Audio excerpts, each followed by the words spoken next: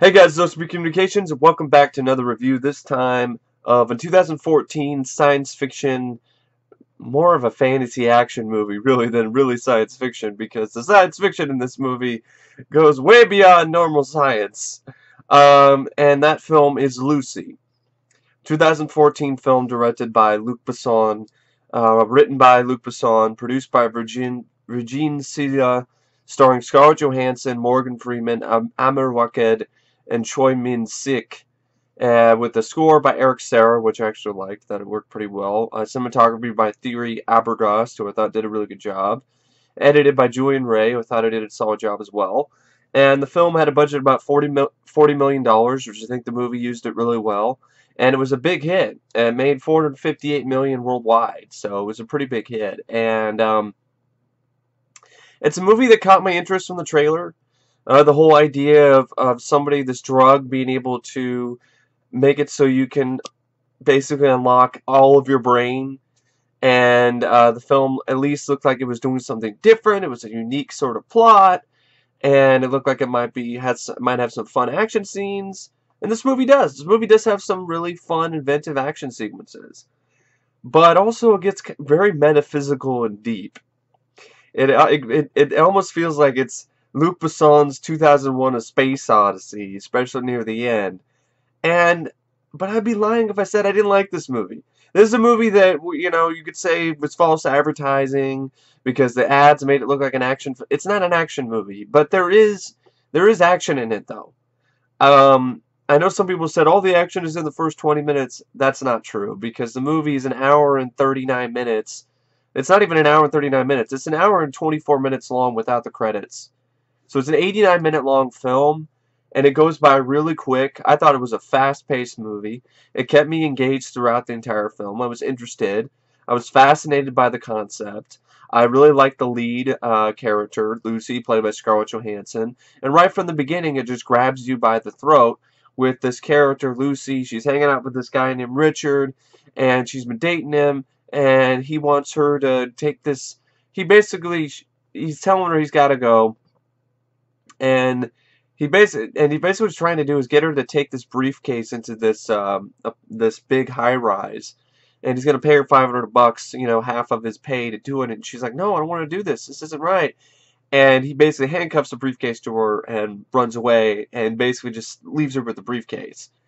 So then she ends up going into this high rise, and meets with this gets met up by this Chinese drug lord, pretty much, Mr. Jang, played by Choi Min-sik, who I thought did a really, really good job. And it was a well-written character. And pretty much what happens is he very tense sequences. Great acting by Scarlett Johansson, too, in this. And so she's forced to pretty much open the case.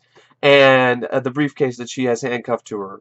And all the other, the Chinese drug lords, men, they're getting prepared for it's a bomb. They think it's a bomb, so he's telling her open it so she can get blown up, and so the drug dealer doesn't die. But of course, you find out it's actually not a bomb, and it's this drug called experimental drug called CPH4, which I guess is actually a synthetic version of this gene or some sort of something that helped newborn babies while they're in the womb to grow their bones and things like that. So it's like a synthetic version of that. And what happens is Mr. Jang forces Lucy to become a drug mule, along with a few other people, and stuffs these bags of this synthetic CPH4 in them, and sends them off.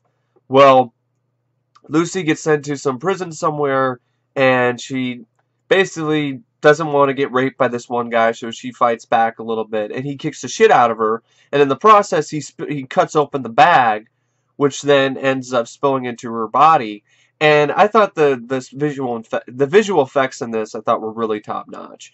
The whole point of view shots of the drug entering her bloodstream and her whole body I thought was pretty cool. And when she's getting infused with this new drug, I kind of like the touch that the film had, and that it's basically what it's doing. It's causing her to go up the wall, literally, like she's dancing on the ceiling.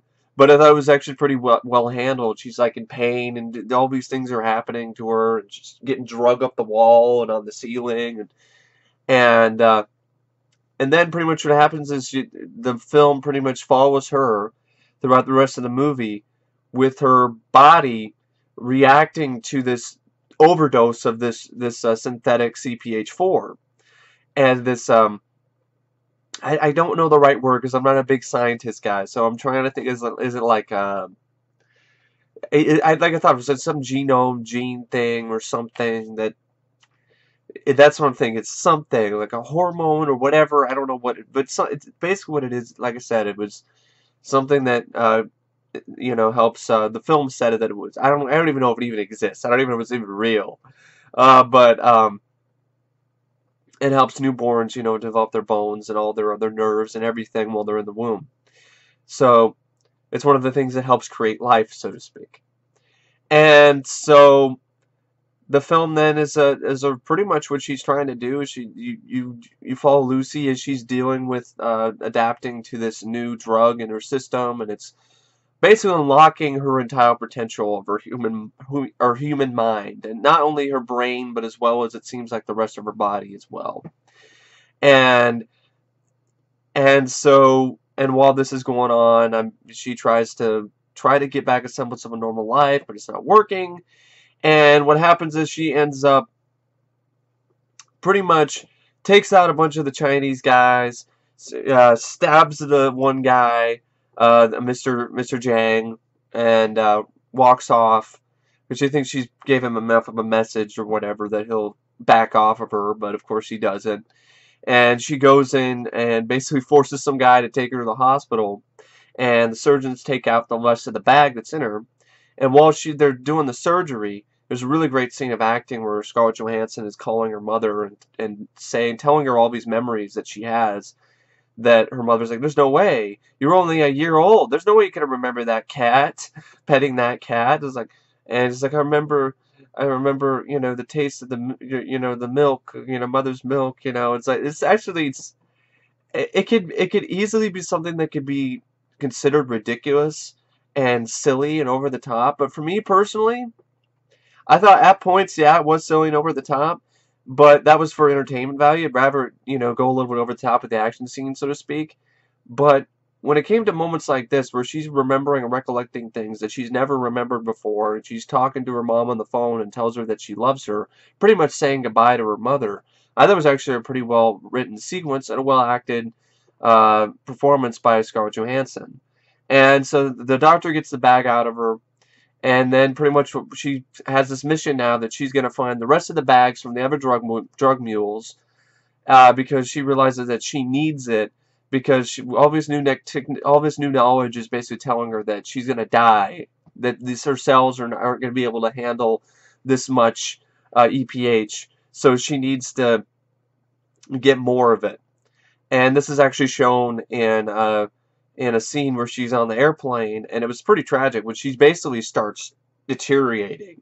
Like, she's just falling apart, her face is deforming, all this kind of crazy stuff is happening, so she has to eat some more of the EPH in order for her to be able to maintain stability.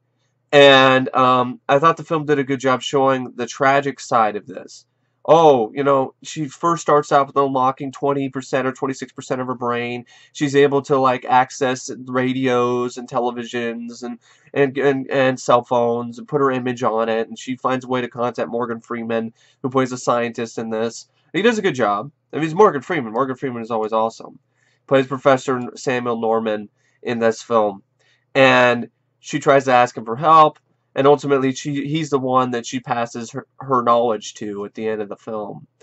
And all the while this is going on, she decides, of course, she eats some more of the EPH to remain stable. So she ends up going, like I said, the big thing is she's trying to get more EPH So she gets a hold of this French detective guy, who's from Pierre Del Rio, played by Amr Waked, who pretty much represents the audience, reacting to all this craziness that she's able to do. But of course, she starts unlocking things and doing all of this, and at first it starts out like she's really good with the reflexes and so forth, but as the film goes along, and I also really like the editing. The film edited in like footage of animals and all different types of stuff in certain intercut between scenes, which I thought was actually unique, and I thought it actually added a really unique feel to the film. And so you do get action. Like I said, there's definitely action. She shoots some people, takes out some of the guys early in the film, and the Chinese drug dealers. She goes in, and these guys are trying to come after her, and you see that scene in the trailer where she makes them float in the air and freezes them and takes the rest of the EPH back. There's a really thrilling car chase, but it's not really a car chase. It's just a race to get to the hospital so she can get the rest of the EPH before the drug dealer guys can get it. And she's with the detective guy, and the only reason why she's able to get the EPH is because she called the detective guy and got him to, go in and find these drug mules, because she told him where they were, and she learned that by basically doing a Vulcan mind meld with Mr. Jang, and it's just, excuse me for a little bit, because this movie's kind of hard at certain points to wrap your brain around, because it gets really out there, especially near the end. So, but like I was saying, this car, it's not really a car chase, but it's a race against time to get to the hospital. And I thought it was really thrilling. A lot of practical car crashes. And she's, at this point, her brain has unlocked more than 20% of its potential. I think it's like a 40% or something. And earlier she was able to like not control matter, she control herself. So she can like make her change her hair color and so forth at will. And here she basically finds that she can control the barriers, so the police cars are chasing her, can smash into it, and she's becoming more and more emotionless. And there's even lines of dialogue where Scarlett Johansson is saying things like, I don't feel pain anymore, and so forth. And you really do feel for this character, because this didn't happen. This transformation, so to speak, was completely against her will. And so basically she loses her humanity. Again, it's taken away from her, and she's given all these new gifts, but they're not really gifts, they're curses, because ultimately she ceases to exist at the end of the film. Which, I know some people will be like, oh, that's, but I didn't mind it, because at the end of the day, she was screwed from the beginning. And I'd rather the film end like that instead of having some really kind of corny happy ending. And I like happy endings in a lot of my movies, but it just wouldn't work with this film personally for me. So, pretty much, because she overdosed. She's overdosed on this EPH. So she's a goner pretty much anyway. But what she's going to try to do is she's going to try to get enough EPH back into her system so she can pass on her grand knowledge to the rest of us. And so that's kind of the main focus. That's what I thought the purpose of the ending of the film was, and everything. That's the whole goal of the film. That's all Lucy's goal was. And of course it's to survive as well, because now Mr. Jang is sending his hitmen after her, and then he's going after her. And you get a little, kind of fun shootouts here and there. And she goes to the hospital, so she bends time, freezes the guys. The car race against time, like I said. And what I'm going back to the emotional thing, she becomes more robotic.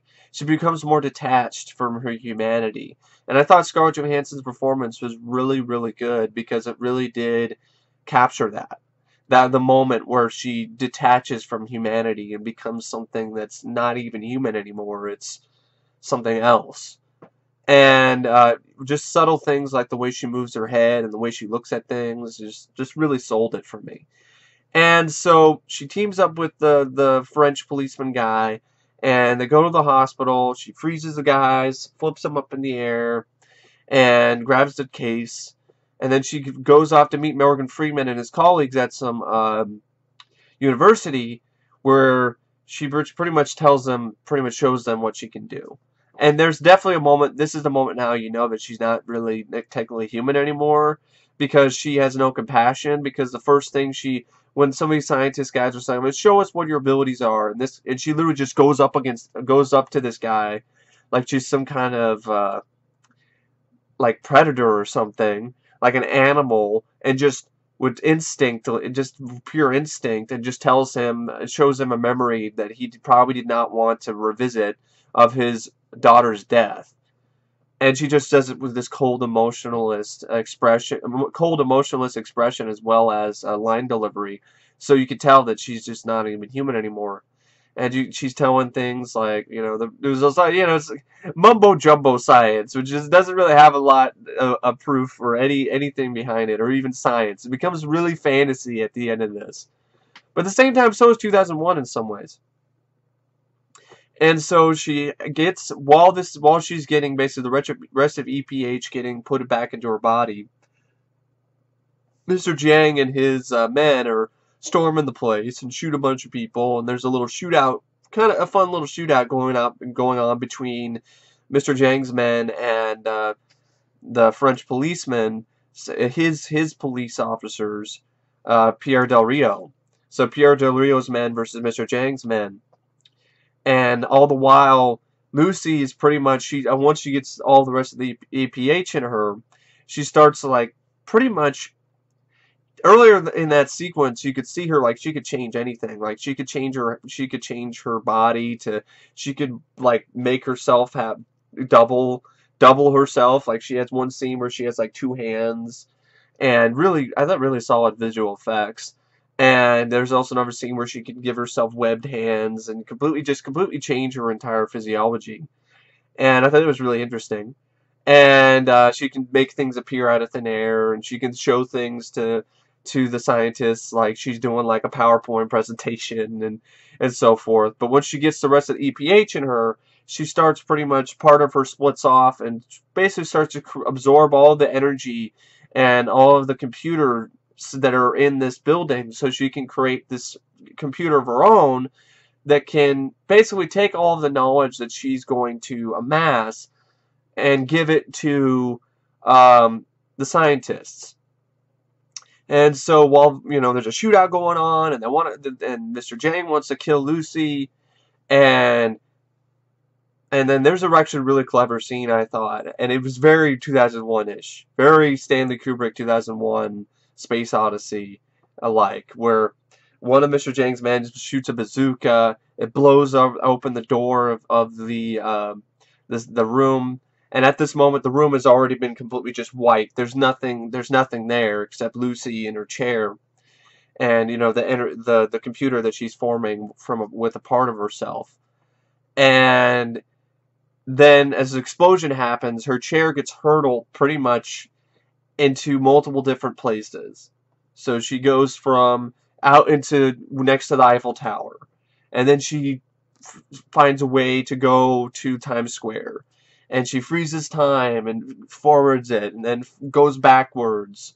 And that's pretty much the whole. I thought it was really well done sequence with visual effects. She's just going backwards in time, like it's just a touch screen, and she pretty much is witnessing the birth of life. We're witnessing the birth of Earth. She goes all the way back to the 1900s New York, where and then goes back to the dinosaur age. She goes back to where she meets the first Lucy, which is it's not a Cro-Magnon. It's another Neanderthal. It's not. I don't know if it's a Neanderthal. It's a different type of ape. Primitive human, pretty much. She meets the first primitive human female and touches its finger, and it looks a lot like the ape from 2001, and that's on purpose. Luc Besson said in an interview it actually was something he did on purpose. And then she touches the finger, and then she goes farther back and witnesses the birth of the Earth, and then goes to the Big Bang, and then sees all this. And the film did a really good job showing, how she's able to have all these different powers and all the abilities that we don't have. She sees, she can pick out a phone conversation, out of thin air. She can translate languages just with her eyes, and it makes for fun, fun action, little bits of action scenes. You just throw people down, like a whole room of people down in just one swipe. And pretty, in a way, the film is kind of like a tragic story of what happens when you become God. And but it's not done, in a comedic way. Like, for example, Bruce Almighty. In a way, she pretty much becomes omniscient or omnipresent, or however the hell you pronounce that fucking word. She pretty much, at the end of the film, before Mr. Jang tries to shoot her in the head while she's going through this final, assimilation into 100% of her mental capacity, and 100% of her body, pretty much 100% of everything. And the Mr. Pierre comes in just in time and shoots Mr. Jang before he's able to shoot her in the head. And actually he tries to shoot her in the head, but then it's too late. She's already become everything. She's everywhere now. She even says that on a cell phone message when Pierre's like, "Where are you, Lucy?" And something appears on his phone that says, "I'm everywhere." And so pretty much she became energy, or she became, in a sense, God, and a part of everything. And it's actually a pretty tragic story because it was completely against her will, and it's sad. Um, it's a tragic tale of what happens if you're forced to become God, and it's actually not really not really a good thing. It's you really you exist, but at the same time you really don't, because you're a part of everything now. You're not an individual anymore, and it's a loss of it's the ultimate identity death, pretty much. And but before she becomes everything, before she becomes, pretty much a whole part of, basically becomes God, she leaves her knowledge to Morgan Freeman. And that's pretty much the end of the film. I know, it's crazy. It's like absolutely mind-blowingly, out there. But I liked it. I thought it was unique. I thought it was well shot. I thought it was well edited. The idea kept me interested in the film. The performance by Scarlett Johansson I thought was really good. The villain I thought did a solid job. Mr. Jang, played by Choi Min-sik. I liked Amr Waked as Pierre Del Rio. I like Pierre. The little bits of action that were there were thrilling and fun to watch. And yeah, it was a bit metaphysical at points and was a little bit out there. But I'd rather it go a little bit out of the box rather than just stay inside of it. So, I mean, is it perfect? No. I mean, it's a movie that, it's not something I'd probably watch over and over again. But it's a movie I wouldn't mind picking up on DVD or Blu-ray if I find it. I wouldn't mind adding this to my collection, and I'd be perfectly okay with saying this is one of my favorites of the year. I mean, one of the better films that I've seen this year. It's just a movie that, if you are expecting what you saw in the trailer, just a straight-up action movie, you're probably going to be disappointed. But if you go into it and you like the idea of it, I think you might like the film because it does a lot with the idea. And it's a very short film. It's only an hour and 24 minutes without the end credits. So it goes by at a quick pace. And yes, it goes way into the freaking stratosphere of science. It goes into Fantasyland at the end of the film. But I thought it was still interesting. And I looked at it as a story of somebody who becomes God against their own will, which is actually a pretty interesting story, and a very tragic story, and a story that you really do.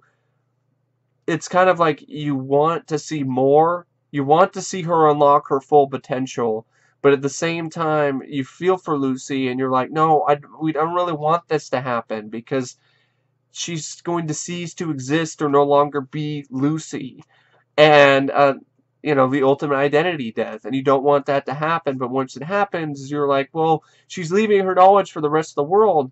But the thing is, I don't know if any of us will understand it. So it's kind of like Forbidden Planet. I remember there's a little bit of in Forbidden Planet about this knowledge that these people on this planet had learned, and there was a price. And of course, there's a price here for Lucy. Is basically you cease to exist You aren't you anymore. You're everything. You're everyone, everywhere, everything.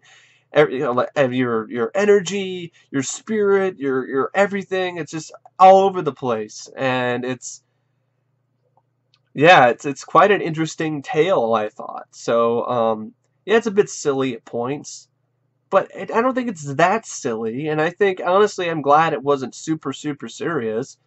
I mean, it has some deep thoughts to it, but it's not super deep. I didn't think it was super, super deep. I was never confused by the film. I was never like, okay, what's the point? I never was like confused by the ending. I think a lot of people are, I don't understand the ending. She pretty much just goes back in time and experiences everything. It's pretty much her while she's being absorbed, she's what she's doing, and she's becoming using 100% of her brain and her mind and her body and her matter, and it's being absorbed into this computer that she's creating from a part of herself that's going to take her knowledge and put it into this memory stick before she dies, before she becomes everything, everywhere. And so the visuals you see at the end are just a way for you to see, in a way, from her point of view, from what she's seeing. And I'm fine with that because it's a really awesome scene in terms of the visuals. The visual effects are really a treat to watch, really, at the end of this movie. And the score works really well too with that. And yeah, I mean, it's a bit out there, but I liked it because it was out of the box, because it was different. So yeah, this is a movie I was looking forward to, and it actually lived up to pretty much my expectations of the film. Um, I wasn't even though the trailer made it look like it's a straight up action movie, I had a definite feeling that that was not going to be the case because it's just this idea doesn't really seem like it's going to be something that's going to end up being a complete action movie. I know some people have said like it's kind of like Limitless and whatever. I don't think it's anything like Limitless. She gives a little bit of her information off, but the most of her information she just uploaded into a memory stick before she became everything. And I look at I don't think it's like Limitless, but that's me personally. But anyway, I really don't know what to say about Lucy, except if I was to rate out of 5 stars, I'd give it.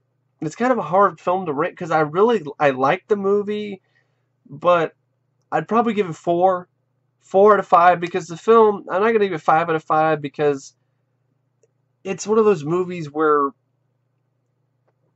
I liked it, but at the same time, there's something about it I can't put my finger on when it comes to why I can't give it a 5 out of 5. I think it might be that at points it got a little bit too out there, but I'm glad it did go out there in terms of its plot, into past the universe and the galaxy and everything. But at the same time, it went a bit out there, and there were moments where you ended up eventually losing a connection with Lucy. You felt for her, but when she's going in the car thing and just driving and causing vehicular manslaughter, it kind of gets to the point where you're like, okay, I know she doesn't care, but I do, and we do, but it's one of those. It's just hard to put my finger on it. But it's not necessarily the most satisfying film. That's what I'm saying. It's not necessarily the most satisfying ending. It's not a happy ending. It's not, you know, it's not really necessarily the most satisfying ending. But I think that's maybe why I just give it 4. But other than that, I really, really like the most of the movie. I'd be lying if I said I didn't. So, but it's definitely a movie. If you're going to check it out, definitely don't expect just a straight up action movie because it's not just a straight up action movie. But it does have a good amount of action in its hour and 24-minute long running time. So anyway, I really don't know what to say about the film except thank you for watching my review of Lucy, and I will see you guys later. See ya.